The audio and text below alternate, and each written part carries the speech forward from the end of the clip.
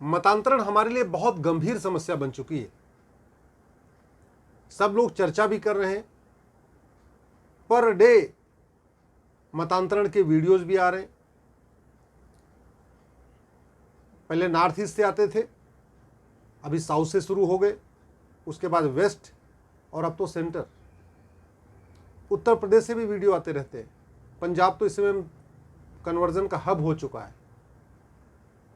आखिर इसका समाधान क्या है? कैसे इसको रोका जाए? मेरा यह मानना है कि मतांतरण किसी एक राज्य की समस्या नहीं है। ये केवल बंगाल की समस्या नहीं है, केवल पंजाब की समस्या नहीं, ये पूरे देश की समस्या है। मतांतरण क्यों हो रहा है, कौन कौन करा रहे हैं, सबको पता है। जिहादी धोखे से, लालच दे के, बहला के, फुसला के, काला जादू दिखा के, अंधविश्वास फैला के मुस्लिम बना रहे हैं। मिशनरियां धोखे से, लालच दे के, हॉस्पिटल में इलाज कराने के बहाने, स्कूल में एडमिशन कराने के बहाने, बीमारी ठीक करने के बहाने क्रिश्चियन बना रही हैं। और ये खेल पूरे देश में चल रहा है। राज्यों के कानून बनाने से मतांतरण नहीं रुकेगा।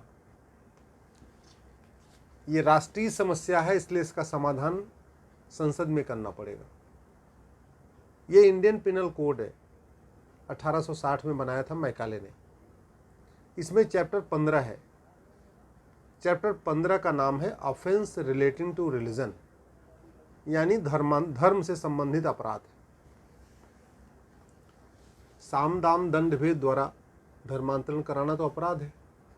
तो जब साम दाम दंड भेद द्वारा धर्मांतरण कराना अपराध है, हम क्यों नहीं इस चैप्टर 15 को अमेंड करके उसमें 2 नई धारा जोड़ देते हैं? क्यों हमने राज्यों के ऊपर छोड़ा हुआ है कि राज्य अपने अपने हिसाब से बनाए? और इस आईपीसी पे ऑलरेडी जब काम चल रहा है, आईपीसी को बदलने का काम शुरू हो चुका है, तो बड़ी स्वाभाविक सी बात है, आईपीसी जब तक बदलेगी। लेकिन मतांतरण तो रोज हो रहा है ना, हजारों परिवार रोज कन्वर्ट हो रहे हैं।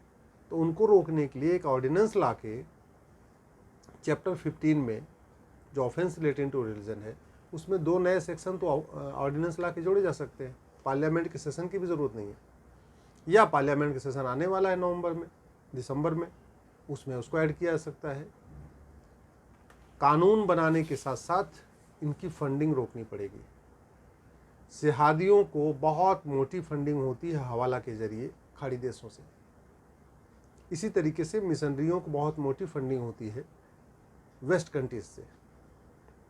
जब तक ये हवाला की फंडिंग नहीं रोकेगी, जब तक ये एफसीआरए की फंडिंग नहीं रोकेगी, जो पश्चिम देशों से हो रही है, उनको अमेरिका वगैरह से होती है, जो मिशनरियों वाली फंडिंग है, तब तक न मिशनरियों पे लगाम लगाई जा सकती है, न जिहादियों पे लगाम लगाई जा सकती है। एक बात और, पहले ये मिशनरियाँ चावल मतलब राशन का लालच देकर धर्मांतरण कराती थी आदिवासियों का, गरीबों का।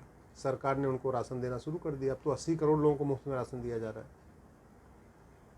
उसके बाद ये मिशनरियाँ और ये जिहादी मकान का लालच देते थे, भाई तुम्हारी झुग्गी हम बनवा देंगे, झुग्गी को हम पक्का करा देंगे। सरकार ने मुफ्त में मकान देना शुरू कर दिया गरीबों को, आदिवासियों को। ये मिशनरियाँ उनको इलाज का लालच देती थी, हम तुम्हें इलाज कराएंगे, मुफ्त में इलाज करा लेंगे। केंद्र सरकार ने उनको आयुष्मान कार्ड बना दिया। अब ये क्या कर रही हैं, ये नशे का कारोबार फैला रही हैं। गरीबों को, आदिवासियों को, इवन बाकियों को भी फ्री में नशा दे रही हैं, फ्री में। उसका कारण ये है, एक बार अगर व्यक्ति नशेड़ी हो गया, ड्रग का एडिक्ट हो गया, उसके बाद हिंदू से मुस्लिम बनने में उसको कोई फ़र्क ही नहीं पड़ता। भाई वो हिंदू रह के भी अगर पूजा पाठ नहीं कर रहा है, तो मुस्लिम बन के भी नहीं करेगा तो क्या फ़र्क पड़ता है? पूरा पंजाब इस समय जो कन्वर्जन हो रहा है वो ड्रग के दम पे हो रहा है। ड्रग दिया गया पहले, जब ड्रग का एडिक्शन हो गया तो फिर फ्री बंद कर दिया गया, फिर पैसे लेके दिया गया, और बहुत बड़े पैमाने पे जो पंजाब में धर्मांतरण हो रहा है उसमें बहुत बड़ा रोल ड्रग का है। इसलिए मैं कह रहा हूँ, धर्मांतरण के खिलाफ कठोर कानून बनाने के साथ साथ ड्रग स्मगलिंग के खिलाफ ये नशा तस्करी जो है, इस पे लगाम लगाने के लिए बहुत कठोर कानून बनाना पड़ेगा। दुनिया के कई देशों में ड्रग स्मगलर्स को फांसी दी जाती है। हमारे देश में ऐसा कोई कानून नहीं है। हमारे देश में ऐसा कोई कानून ही नहीं है। दुनिया के कई देशों में जो लोग झूठ बोल के, लालच दे के धर्मांतरण कराते हैं, उनको 20 से 50 साल की सजा कानून है। हमारे देश में ऐसा कोई कानून ही नहीं है। सेंट्रल लेवल पे कोई है ही नहीं। स्टेट लेवल पे जो है उसमें भी 1 साल से लेकर 10 साल। 1 साल का मतलब क्या होता है भाई? धर्मांतरण कराना तो मर्डर से भी खतरनाक अपराध है। मर्डर में तो आप एक व्यक्ति का मर्डर करते हैं, लेकिन जब आप धर्मांतरण कराते हैं, पूरे एक परिवार को आप संस्कृति की काट देते हैं। पूरे एक परिवार की संस्कृति आप चेंज कर देते हैं। पूरे एक परिवार का आप धर्म चेंज कर देते हैं। तो इसलिए मैं कह रहा हूँ, ये हत्या और धर्मांतरण ये दोनों बराबर का अपराध है। जितनी सज़ा हत्या में होनी मिलनी चाहिए, मर्डर करने पे जो सज़ा होनी चाहिए, वही कन्वर्जन में भी होनी चाहिए।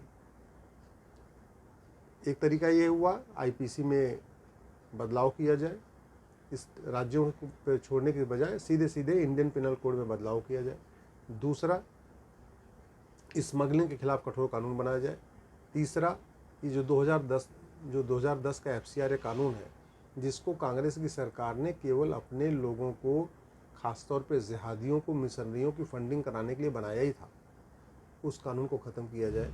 और चौथा, जो हवाला है, इसको रोका जाए। और हवाला तब तक नहीं रुकेगा जब तक बड़ी नोट बंद नहीं होगी। मैं बार बार कह रहा हूँ, जब तक 100 रुपये से बड़ी नोट बंद नहीं होगी, तब तक हवाला बंद नहीं होगा।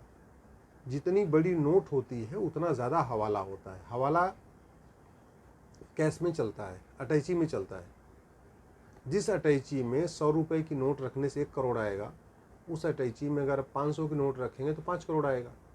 उस अटैची में अगर आप 2000 की नोट रखेंगे तो 20 करोड़ आएगा। तो जितनी बड़ी करेंसी होती है उतना ज़्यादा वहाँ स्मगलिंग होती है, उतना ज़्यादा वहाँ पे हवाला होता है, मनी लॉन्ड्रिंग होती है, उतने ज़्यादा वहाँ ब्लैक मनी होती है। इसीलिए वेस्ट कंट्रीज़ में, पूरे यूरोप में जो मैक्सिमम करेंसी है वो 100 की है।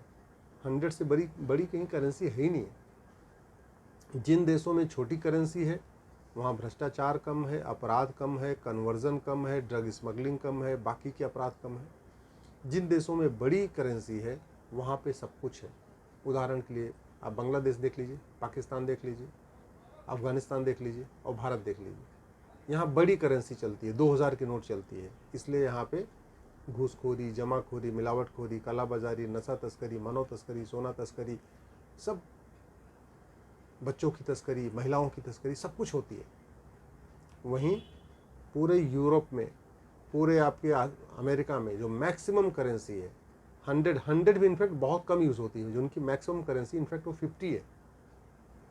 50 से बड़ा वो यूरो यूज़ ही नहीं करते। ऐसे 50 से बड़ा डॉलर यूज़ नहीं करते। बहुत रेयर केसेस में $100 यूज़ किया जाता है, ये 100 यूरो की करेंसी बनती है। तो मेरा सरकार से ये निवेदन है कि ये जो मतांतरण है ये अपने आप में बहुत पीक पे हो चुका है। हिंदू लगातार घट रहे हैं। 9 राज्यों में पहले ही ख़त्म हो चुके हैं। 200 जिलों से पलायन शुरू हो चुका है। इसको अगर अब भी नहीं रोका जाएगा तो इसको रोकना नामुमकिन है। इसलिए जितना जल्दी हो सके उतना जल्दी ये आईपीसी में बदलाव करें, 100 रुपये से बड़ी नोट बंद करें, एफसीआर कानून 2010 का जो है ख़त्म करें और ड्रग स्मगलिंग के खिलाफ कठोर कानून बनाएं, तभी ये रुकेगा।